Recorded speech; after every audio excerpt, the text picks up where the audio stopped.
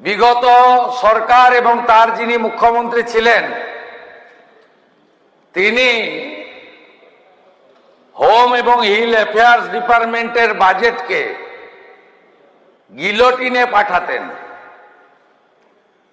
কোনো বছর ডিসকাশন হয়নি,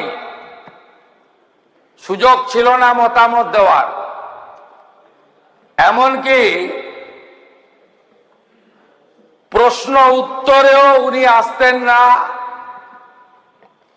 এই বিভাগের প্রশ্ন উত্তরও বিধানসভায় হতো না। তাই আমাকে যখন পরিষদীয় মন্ত্রী জিজ্ঞেস করেন,